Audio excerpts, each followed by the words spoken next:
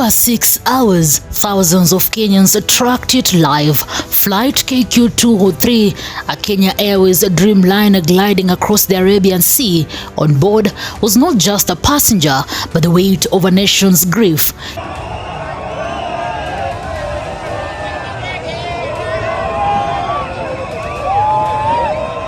Inside its cabin rested the body of Raila Odinga, Kenya's most enduring political figure.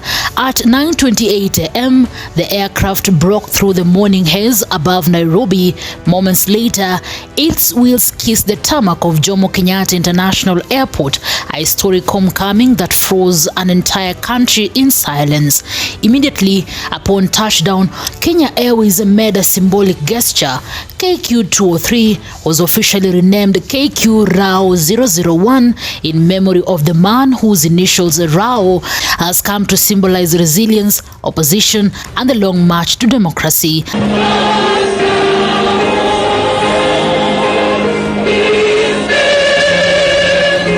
Then came the water salute.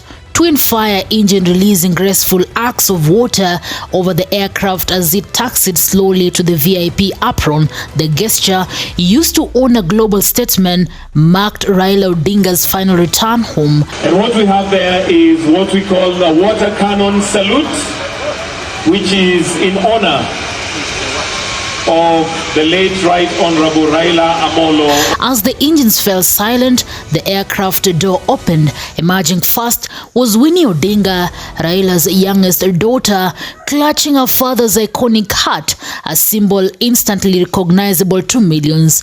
Behind her followed Raila's close allies, faces etched with exhaustion and disbelief after the long night in Mumbai. Winnie paused briefly at the stairway, her gaze fixed on the sea of flags outside before following the pall bearers who prepared to offload the casket draped in the national colors. Where we'll also have the anthem again together. Well, the two anthems, the Kenyan anthem, the East African anthem, after which we'll have a prayer. But just as the ceremony was about to begin, emotion overtook order. A section of mourners gathered near the runway surged forward, waving tree leaves and twigs, chanting freedom songs and calling out Raila's name. Security officers were caught off guard as the crowd broke through the barricade, sprinting towards the runway, desperate for one last connection with the man who had fought for them for decades.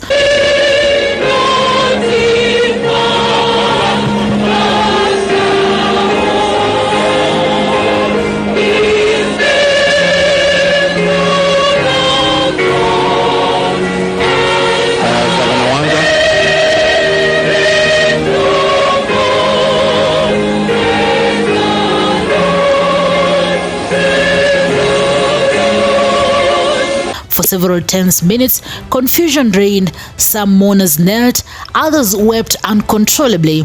Airport police and military units quickly contained the breach, cordoning off the area once more.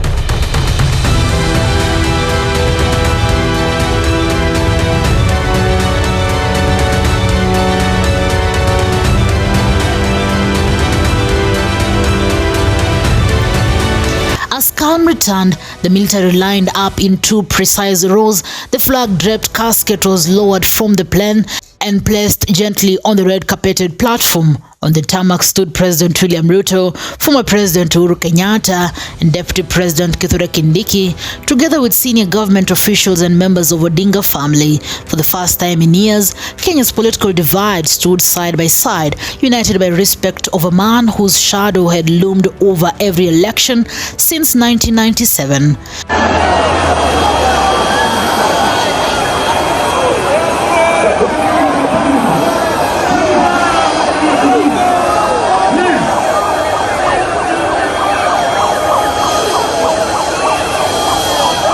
The convoy prepared to leave JKIA for Lee Funeral Home, but before departure, the moment replayed in silence, a nation witnessing history in real time. Well, this is a very sad time for us as Kenyans to have lost such a great leader like Raila Odinga. What Raila did for this country I don't even have time to tell people because everybody knows. And you can see how the country went at standstill yesterday when they heard that Raila had died. Raila was a great person. He fought for this country. At least for democracy, what he fought for, we can see.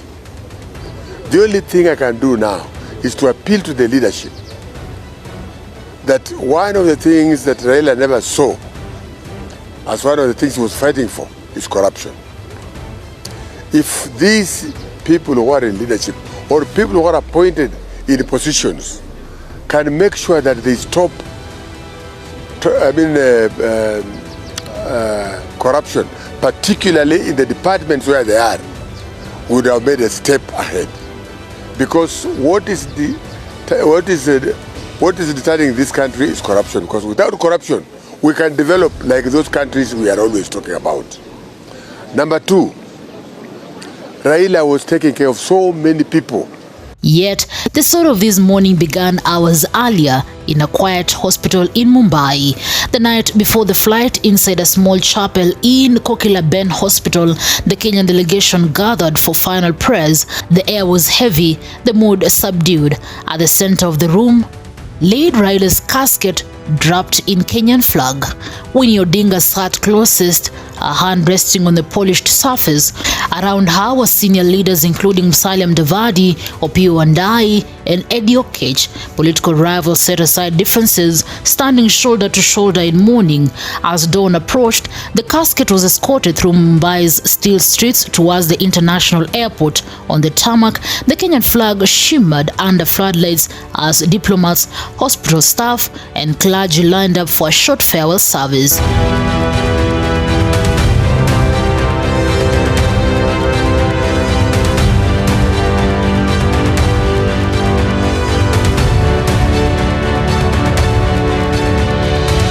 And now, as the renamed KUZA 001 rests at JKIA, Kenya stands at a crossroads between memory and legacy. The man who spent his life fighting for freedom is finally home, his body carried by the same skies he once dreamed would unite Africa.